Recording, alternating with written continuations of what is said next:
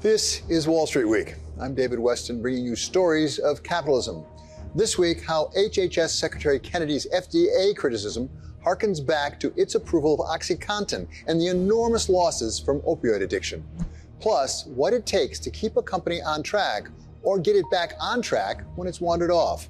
The tale of two very different companies, the Mars Company and global power giant Enel, and their particular take on stakeholder capitalism. But we start with the milestone this week of the first 100 days of the Trump administration, moving fast and breaking things. But where does it all lead? We ask our special contributor, Larry Summers of Harvard.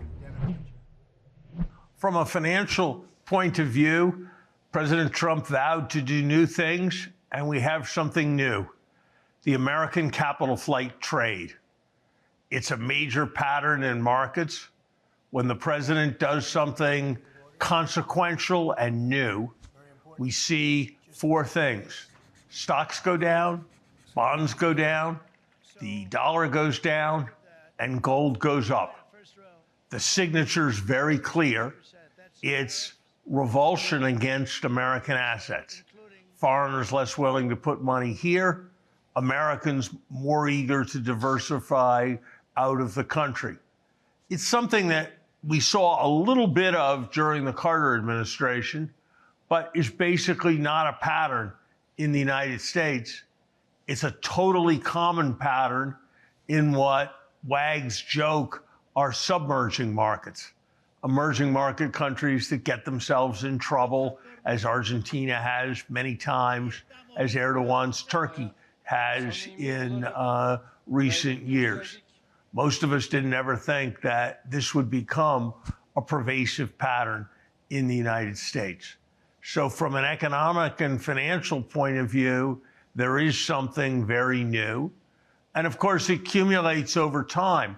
And so if you look at the combination of stocks, bonds, and the dollar, this has probably been the least successful 100 days of a new president since the Second World War.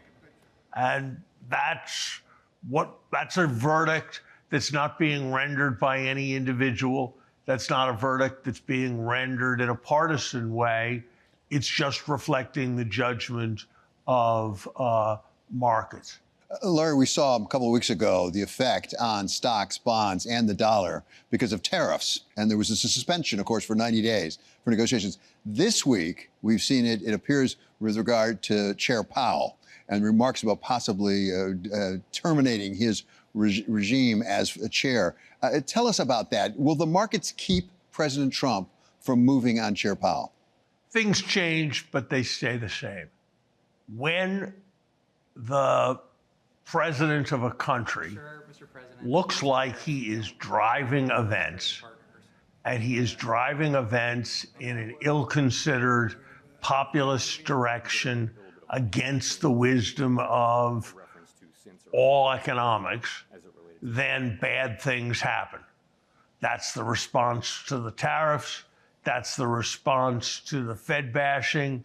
That's the response to the indications of fiscal responsibility that will come to be the response to the undermining of the rule of law.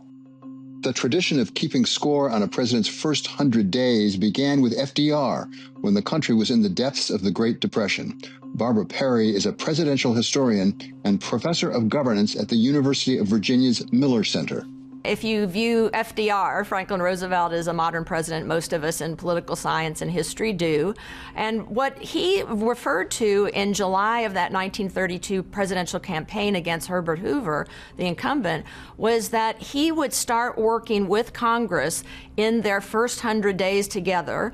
FDR said action is what he would give them. And so he, up till I would say now, under the second Trump administration, was viewed as having the most activist and the most successful administration in the first 100 days, passing through Congress 15 pieces of New Deal legislation. So first thing that FDR did was go on radio and give his first fireside address, which is also part of that 100 days, to calm the people people to say, here's how banking works, here's what I'm going to do, here's the legislation I will pass through Congress to regulate that, and then I will also have regulations for business and housing and farming to try to lift us out of this Great Depression. So he not only starts the concept of those first 100 days and judging particularly by legislation that's passed what is successful, what's not in a first 100 days, and then we end up applying that to all first 100 days of the rest of the presidents up till now. I'm struck, Barbara, by the fact that it was a focus on legislation, a 100-day agenda to work with Congress. I'm not sure how much that is left anymore. It seems like the president's doing much more on his own because they've been mailed so far. Has that been a gradual shift, or was it more abrupt?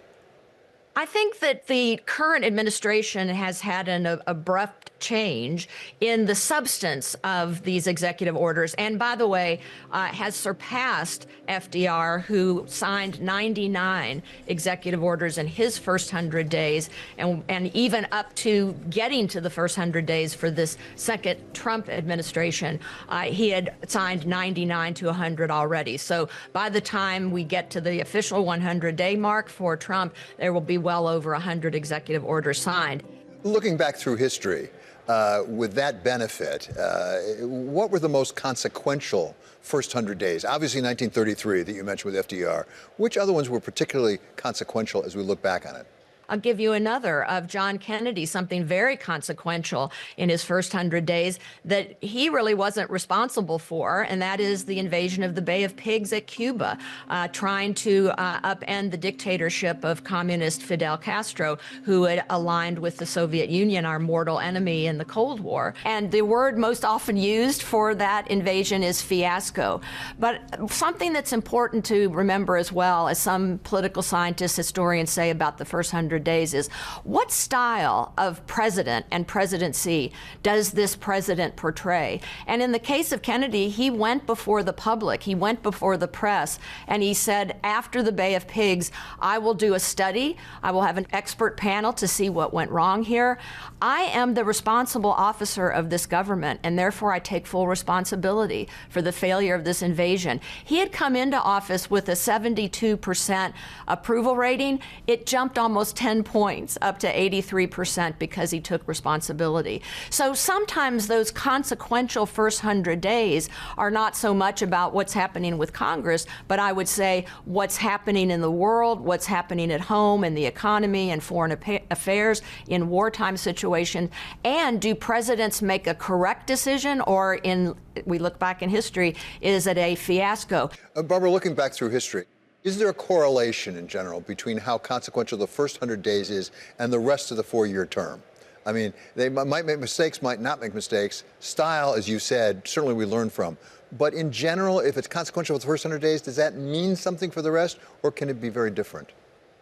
Well, let's take FDR and also a president before this modern concept of 100 days, the first 100 days, and I'll take Lincoln and even George Washington. They are always listed by scholars, political scientists, historians as the greatest presidents of the United States. If you have a good first 100 days, it's very unusual to have then an absolutely catastrophic presidency. I would say in the case of Donald Trump's second first 100 days, and as most people know who study history, he's only the second president to have a second non-consecutive term. He's off to a consequential start in disruption and somewhat chaos, both in how the government is perceived by the people, but also how the United States is perceived abroad, particularly with issues of tariffs and alliances and NATO, et cetera. So we don't know if this will portend a successful presidency or if this disruption and chaos of the government and of our standing in the world could lead to failure. We'll have to wait and see. Coming up, the Trump administration has made combating the opioid epidemic a priority. But knowing how to fix it may mean going back to what created it in the first place. The role of the FDA in the crisis and what Secretary Kennedy can do to make sure it doesn't happen again. This is a story about regulation. Not too much of it, but instead too little, and when it matters most. The new Secretary of Health and Human Services, Robert F. Kennedy Jr., has accused the Food and Drug Administration of being too cozy with the pharmaceutical industry. Don't you want a president who's going to end the corruption at the federal agencies, at FDA? In a closed-door staff meeting this month, Secretary Kennedy called the FDA a sock puppet, echoing his claim that the agency's been captured by the industry it's supposed to regulate. Look, these are the companies that gave us the opioid epidemic. They pressured FDA to lie, and they got their way. A report in Bloomberg Businessweek examines how the FDA violated its own rules in greenlighting broad marketing of opioid painkillers, sparking the epidemic, leading to years of litigation, and ending in Purdue Pharma's $7.4 billion bankruptcy plan. Dr. Andrew Kolodny of Brandeis University is medical director for the Opioid Policy Research Collaborative. If you think about FDA's failure with regard to opioids, it's probably the worst regulatory failure leading to a public health catastrophe in history. Since 1999, opioid overdoses have claimed over 800,000 American lives. Fentanyl makes headlines now, but the addiction crisis began when FDA approvals led the way to aggressive prescribing for chronic pain. Patients still pay the price. 1 in 32 on long-term high-dose opioids loses their life within 2.5 years, and nearly 5 million are addicted, many just following the doctor's orders. Estimates of economic loss rise to $2.7 trillion in 2023 alone. The FDA, if it had been following the law, it would have required Purdue to demonstrate that OxyContin was safe and effective for long-term use. Unfortunately, it never did that, and it allowed Purdue Pharma to promote OxyContin for conditions where opioids are more likely to harm a patient than help them. Could it happen again? It absolutely can happen again, and it's been happening.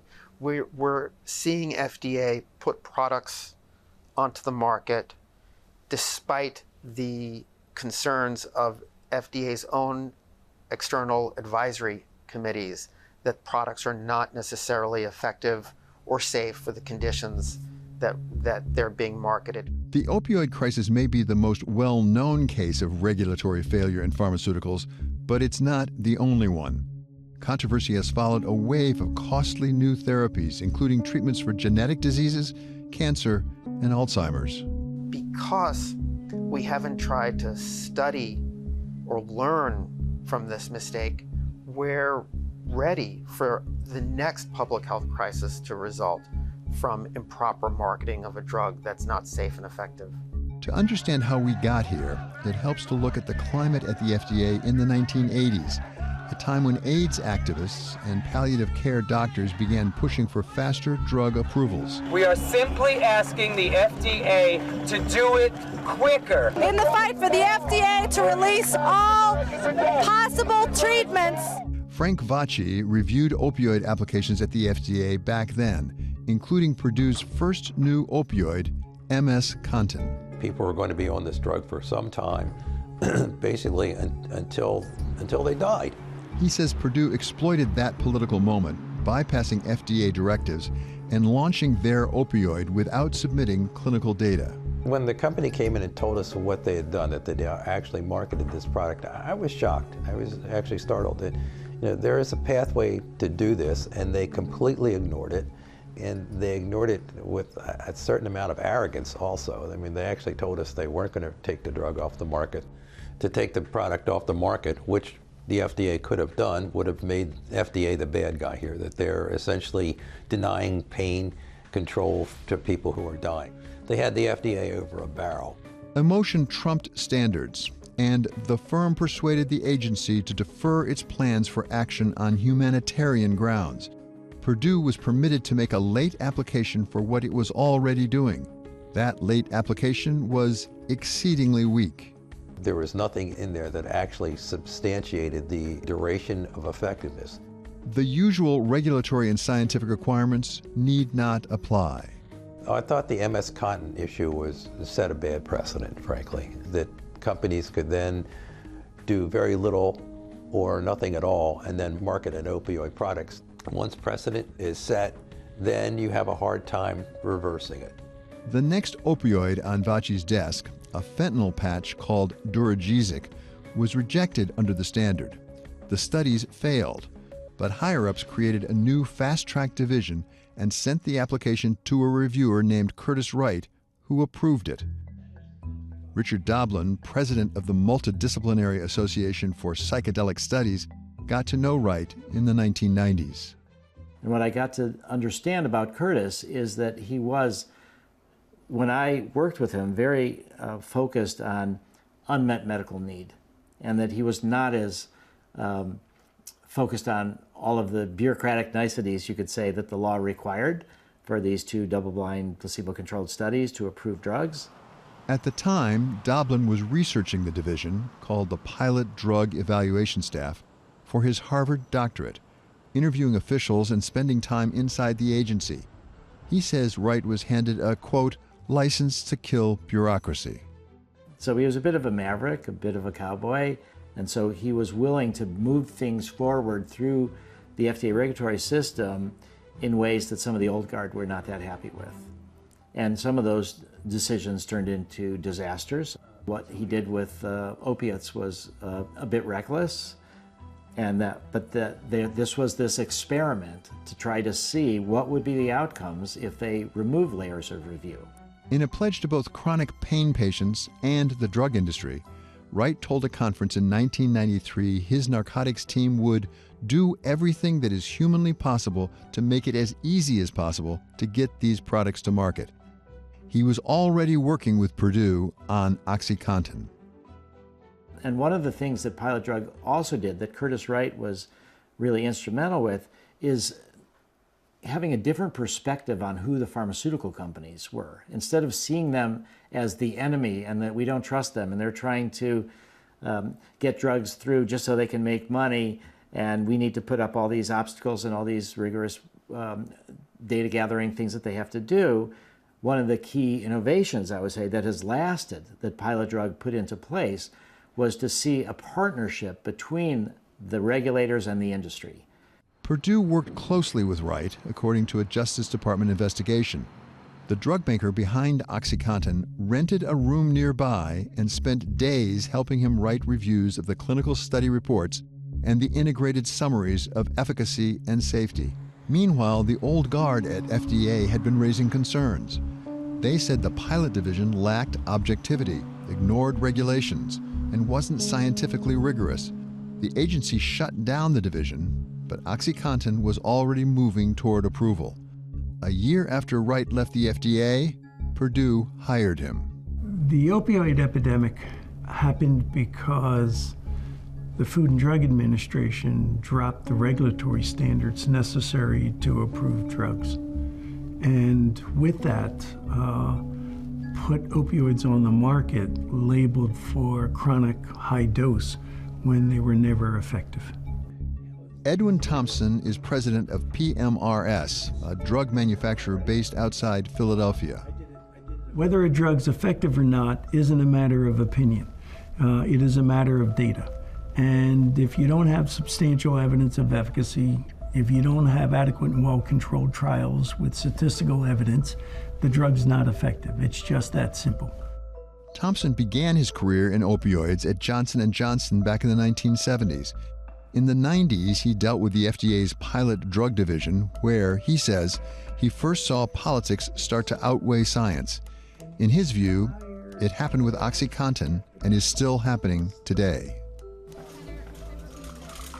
There are patient populations and diseases that are unsuitably treated, without question. We all accept that.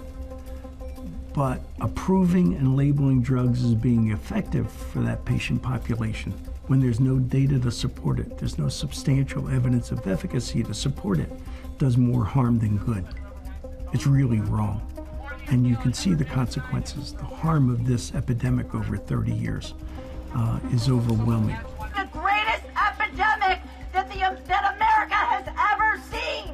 Is the basic problem that we have at the FDA the law, what the law says, or how the law is being enforced? The problem is how the law is being enforced. We have a good law. The failure here was not a failure of the law. The law is good. The law requires well-controlled trials that demonstrate safety and efficacy. The problem here was that the FDA did not enforce that law. The system works. It doesn't have to be bureaucratic, but it's got to be applied, and it's got to be applied scientifically and without bias, and it has to be applied with real methodology as well. And so there were a number of breakdowns in the opioid approval process, starting back with MS Cotton and how the drug ever got approved and when it shouldn't have, right on up to OxyContin and even immediate release oxycodone. Those approvals defy explanation at the FDA. They're just a series of compounded mistakes on compounded mistakes, and there was no one to be able to step in and to stop them from going forward, and certainly to reverse them as well. And so where we are today is we haven't made any progress in stopping the opioid epidemic, and we've not made any progress in stopping to approve ineffective drugs at the Food and Drug Administration. Thompson believes that the continuing FDA mistakes lead to a cost, not only in drugs and treatments being approved that should not be, but also in what it does to discourage real innovation. So when you have ineffective drugs being approved, you have a political environment taking place instead of a scientific environment. The scientific environment, the scientific risk, we can manage. We understand very clearly the scientific risk and how to evaluate it. But when you compound them with political risk that we can't measure, then you thwart drug development, you thwart innovation, you significantly put it in the hands of very few people who can even play that game. Make America healthy again. So, if HHS Secretary Kennedy wants to address the problem he sees in the FDA being too beholden to pharmaceutical companies, perhaps his first action should be going back to make sure it's following the rules and regulations that are already on the books. The Food and Drug Administration needs to go back and use the original statutes that Congress put in place for them. They need to use their own regulations, the Code of Federal Regulations, which they wrote but don't practice, and apply them to drug development. If the Food and Drug Administration would follow them, you would see a significant increase in innovative new drugs. You would see a significant reduction in time available for those drugs, and you would see a dramatic reduction in cost of those drugs as well. Up next, every week seems to bring another story of a successful company losing its way. But what about those that don't? Or that, having strayed, find their way back to what made them great to begin with? We look at the Mars Company and Enel, two major global companies, and what they share in the way they do their business. This is a story about heritage, how a company's heritage can help it succeed, return it to success, or put it at risk when it is left behind. Without an absolute reputation for safety and consistency, you simply can't compete. And that's why everybody's worried about Boeing. Boeing is just the most recent and glaring example of a once great company stumbling, in its case by losing its core edge in engineering. I'm an aerospace engineer, and back in the day, I actually worked for Boeing. That's where you went. If you wanted to work on airplanes, you couldn't go anyplace else. You really couldn't. That's not the case today.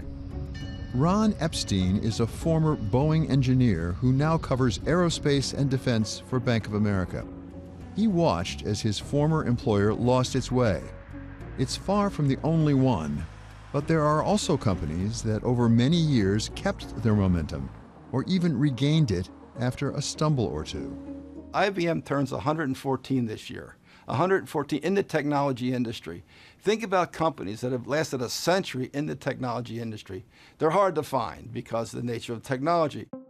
Sam Palmisano spent much of his career at IBM, rising to become chairman and CEO. He attributes IBM's long-term success to a deep commitment to innovation. The Watsons defined it was about the future and about innovation, and that's where you should drive. You should drive innovation. The business school at Yale University has created a program to study what separates the companies that succeed over the long term from those that don't. Some may find the results surprising. They take us back to that notion that has become known as stakeholder capitalism, although many of the CEOs don't find it new at all.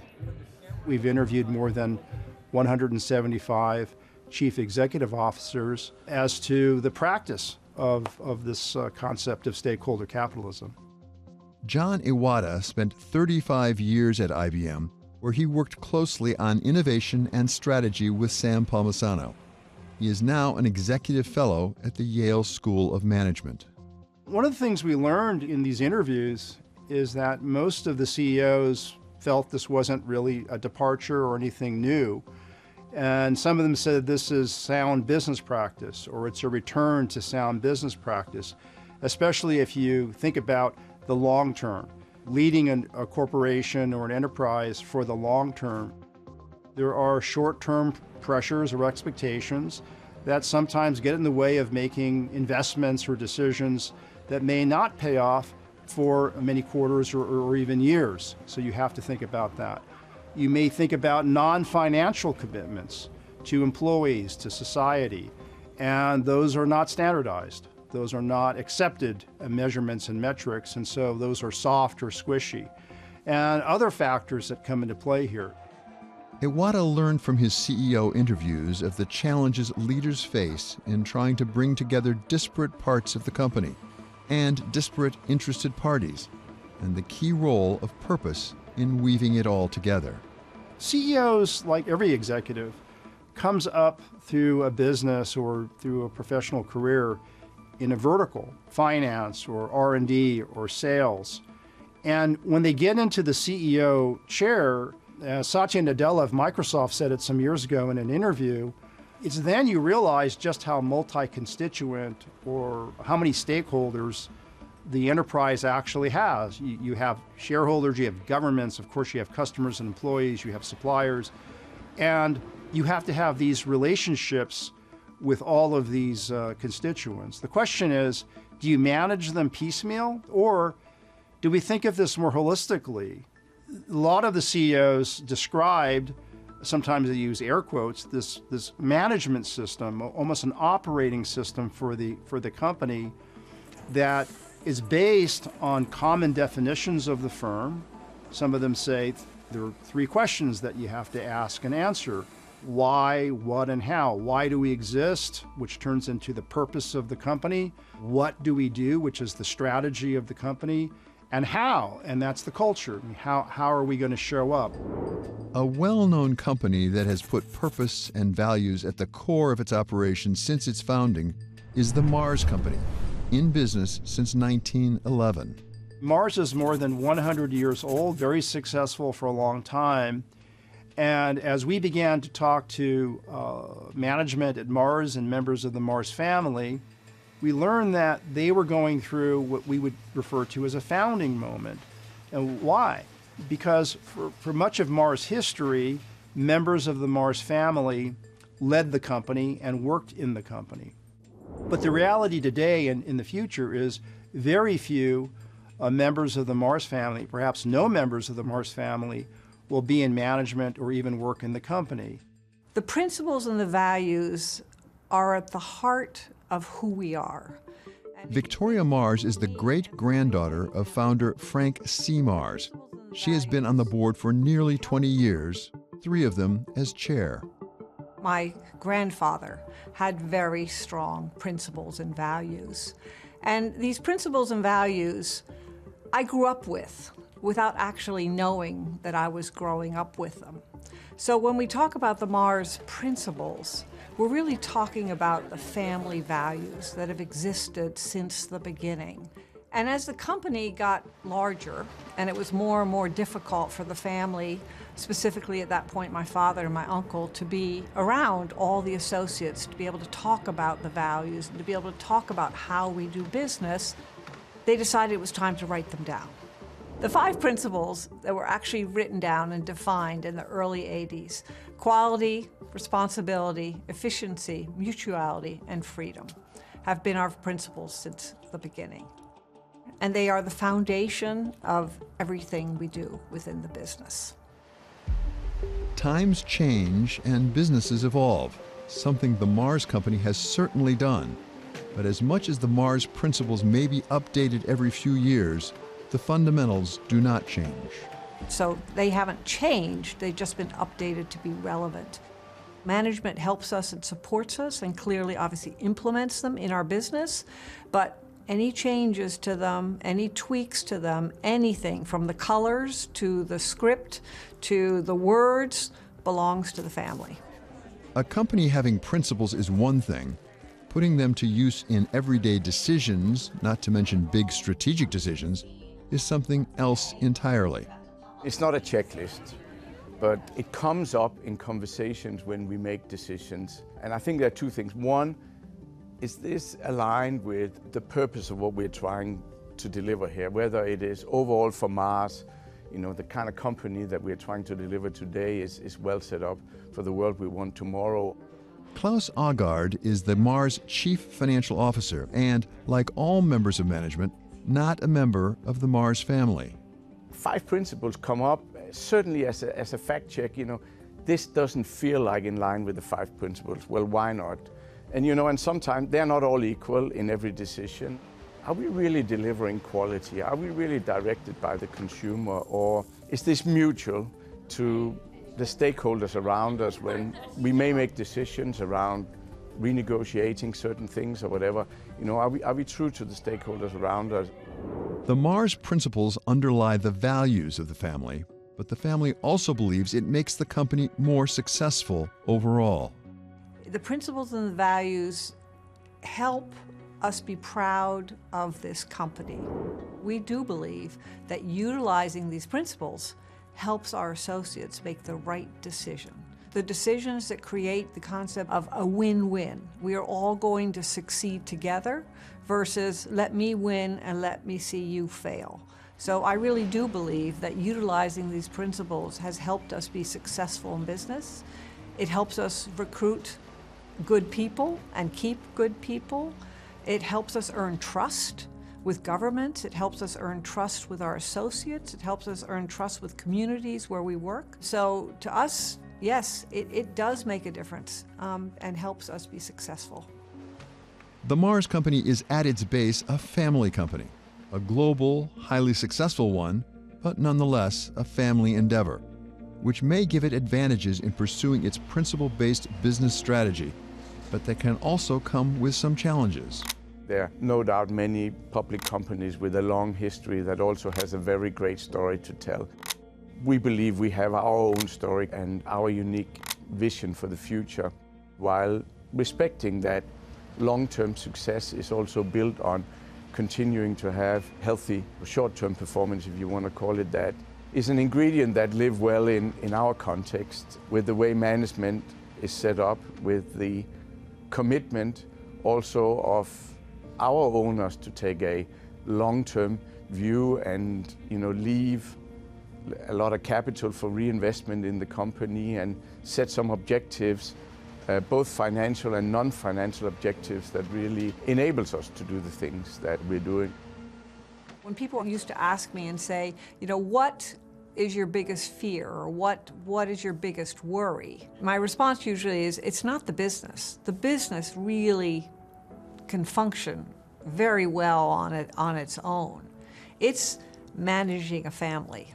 So part of being able to be a family business, to continue to be a family business, requires a lot of energy and effort into working with the family. We have been having annual family meetings for over 20 years. Our family is continuously there because we're connected to this business. We're joined at the hip by this business.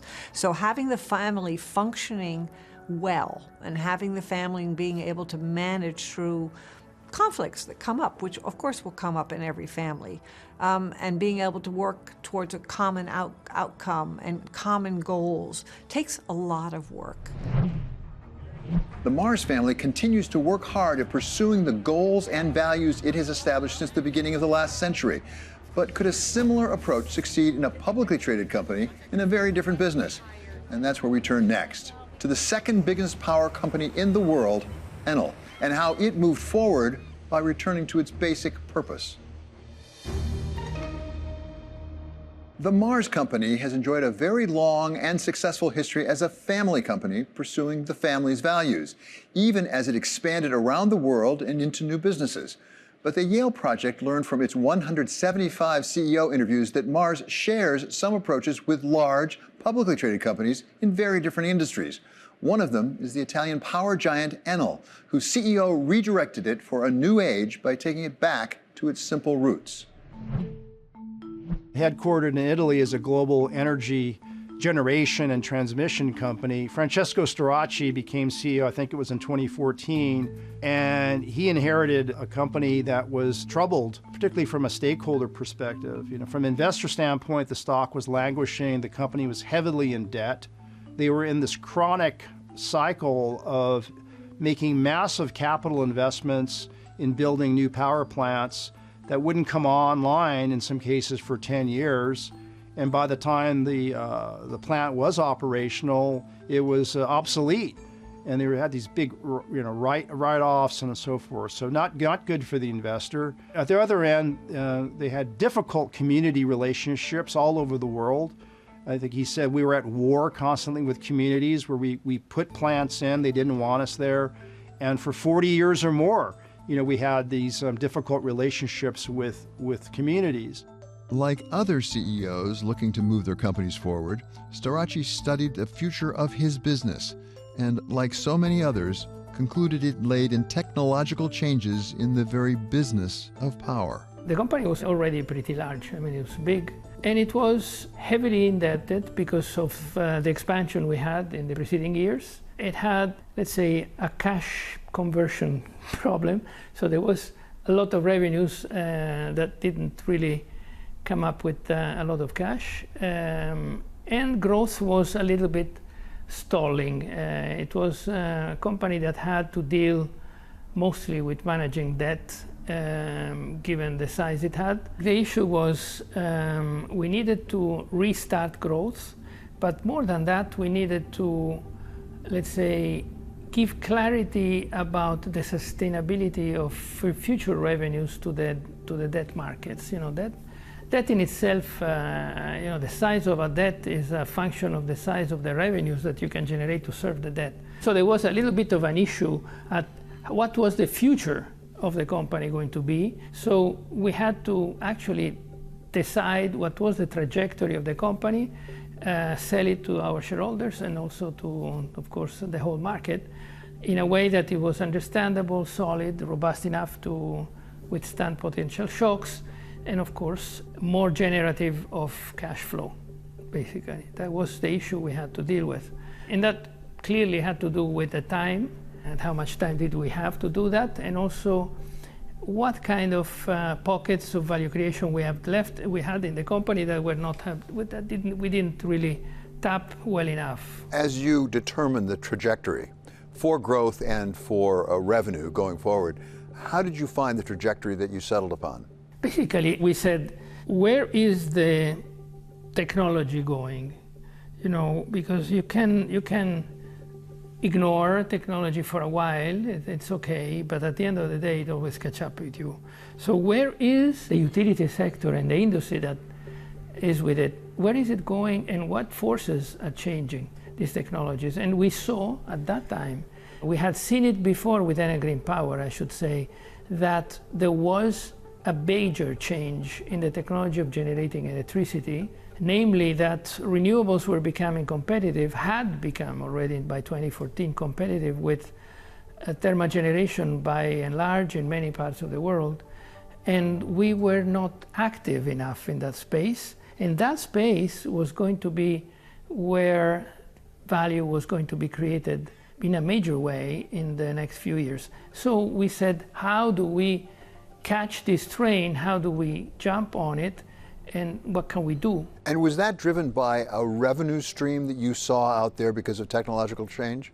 I think the revolutionary thing about renewables at that time, the people didn't understand. I think we were maybe the first that understood it consciously and not unconsciously. You know, we actually got and studied and really came with the conclusion that shifting our generation from thermal generation to renewables, we would increase double the EBITDA margin, so the amount of money we would make with the same kilowatt hour.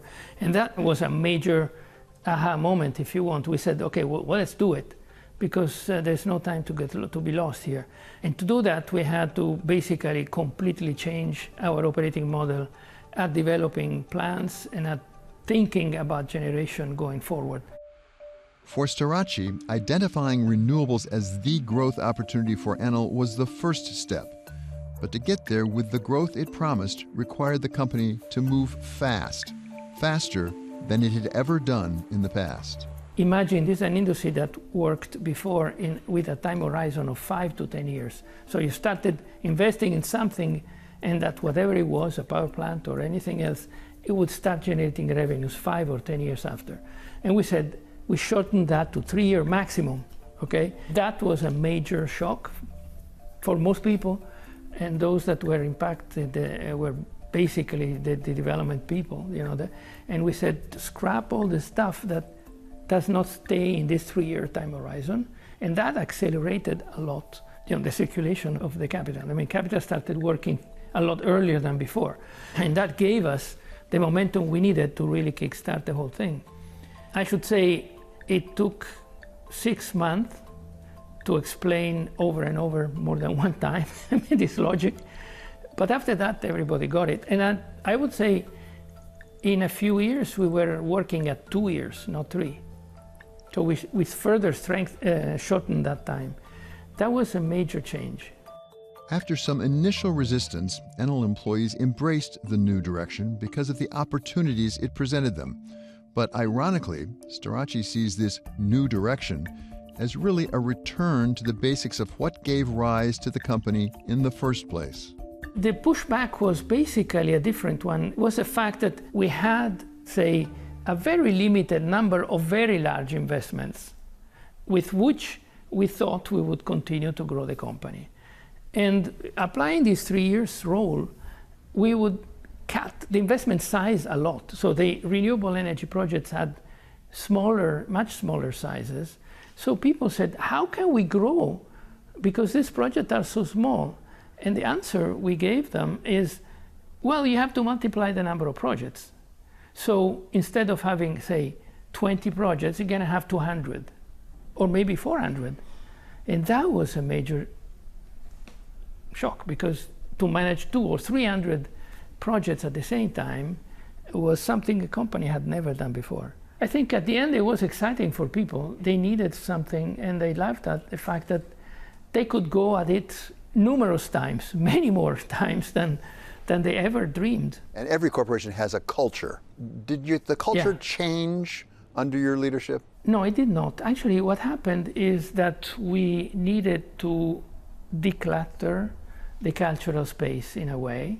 So, you know, utilities have a very deep culture and very simple one. All of them, I mean, they're all the same.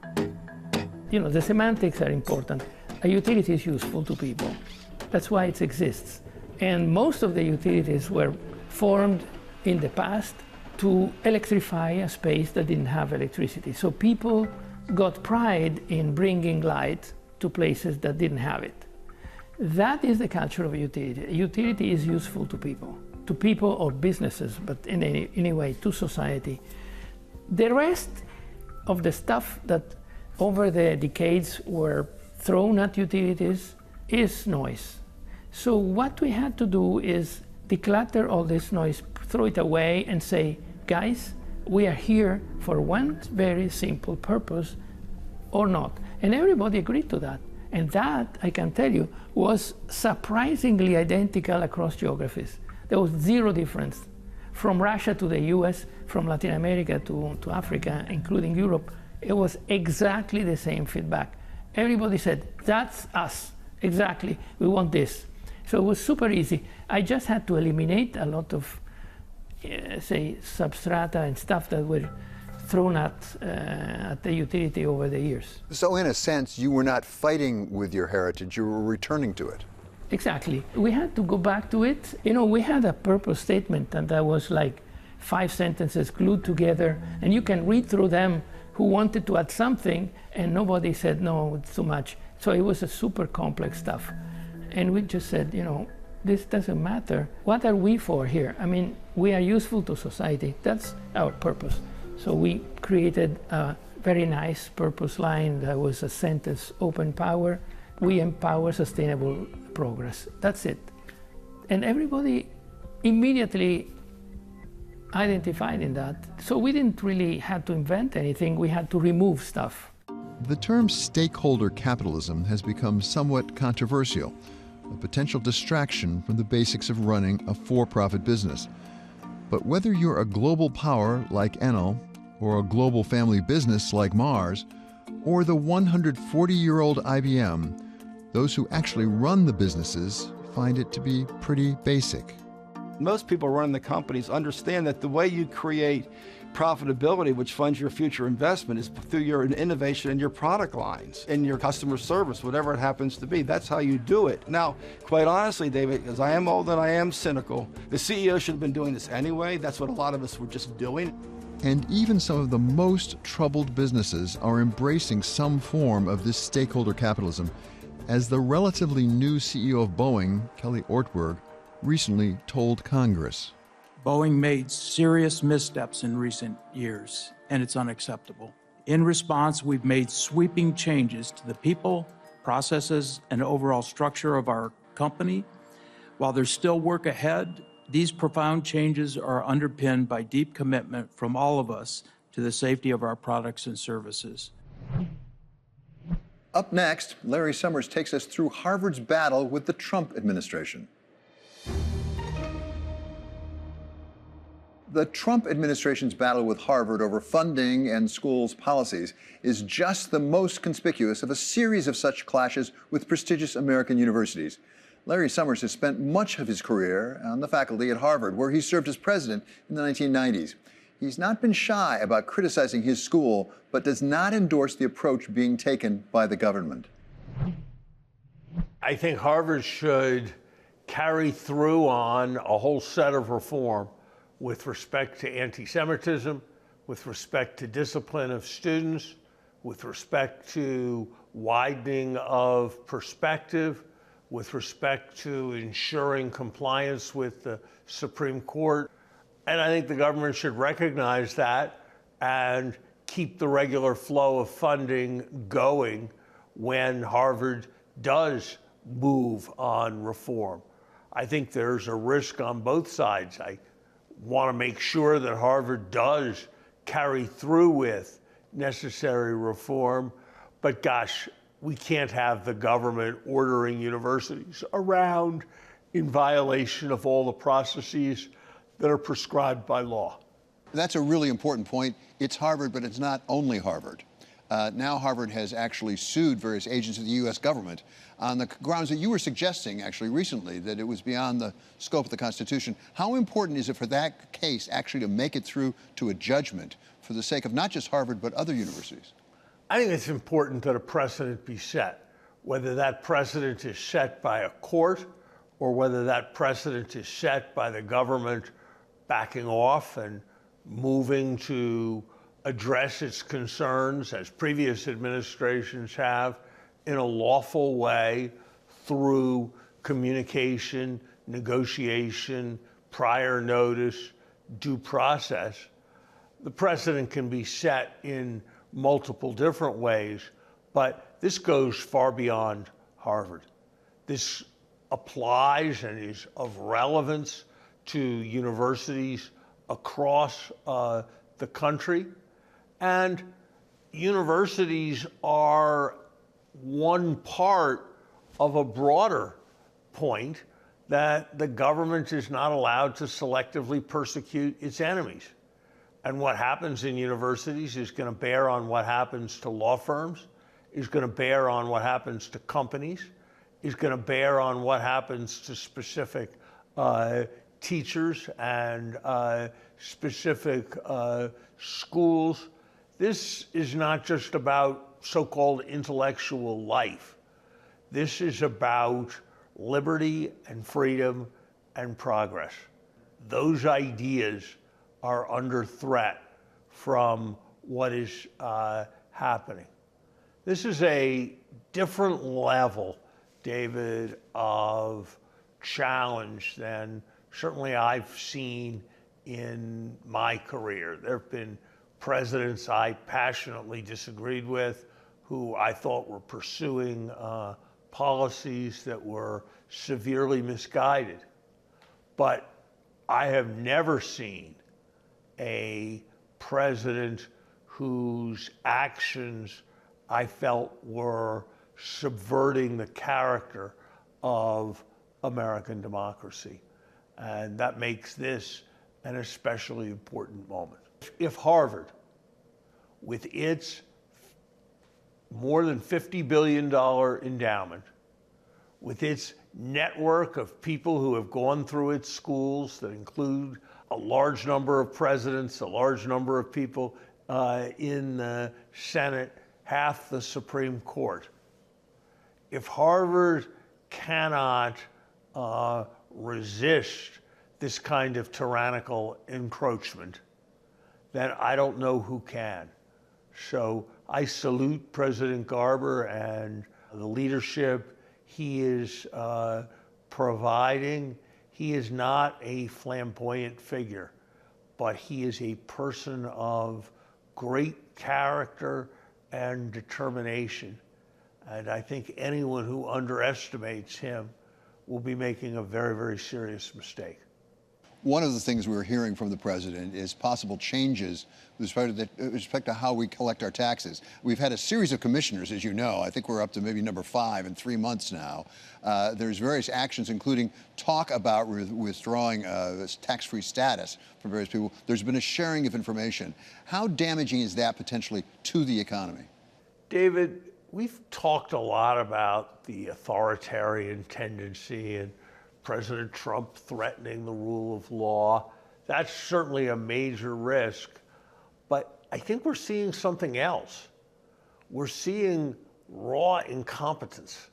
Raw incompetence as they send a hugely consequential letter to Harvard that reverberates around the world, and then they said it was made by mistake. Raw incompetence when an acting IRS commissioner is appointed by the President of the United States, and then it's oops the next day because the Treasury Secretary has been given a chance to weigh in, and the appointment is canceled. Raw incompetence when there's just flat-out violation of law, as with instructions that have been given to the IRS to intervene in specific tax matters, as with the 501c3 for Harvard. Raw incompetence, I think we will come to judge when we observe the consequences of tens of thousands of IRS enforcement personnel being let go, and it being done in a way where because of the incentive scheme, the most competent people, the people who can get the best jobs elsewhere, are the ones who are most likely to leave. I think we are threatening the basis of our tax system, which is based on voluntary compliance. And I think if we have a president who's completely delegitimizing government and who's taking away the capacity of the IRS to process tax returns, to audit when that's necessary, I think we'll see many more people take cash payments and not report them. Many more people engage in dubious transactions with their cronies to misvalue assets and avoid paying taxes. many more people engage in abusive tax shelters. That's an area the president, I think, has some awareness of from his past business dealings. And when all of that happens, the people who are going to pay are honest taxpayers. I'm working on this pretty carefully right now with some colleagues. I'd be surprised if we're not on a path to sacrificing more than $1 trillion of revenue over the next decade because of this misguided, wanton attack on the IRS. And that's going to make our fiscal problem worse, or it's going to force us into other kinds of damaging tax increases. It would be much better to do a better job of collecting the taxes that are levied under current law. It would be better not to be driving the economy from above ground to underground in terms of American competitiveness. So I don't think we've seen large consequences yet from all of this, but the risks are very big. That does it for us here at Wall Street Week. I'm David Weston. This is Bloomberg. See you next week for more stories of capitalism.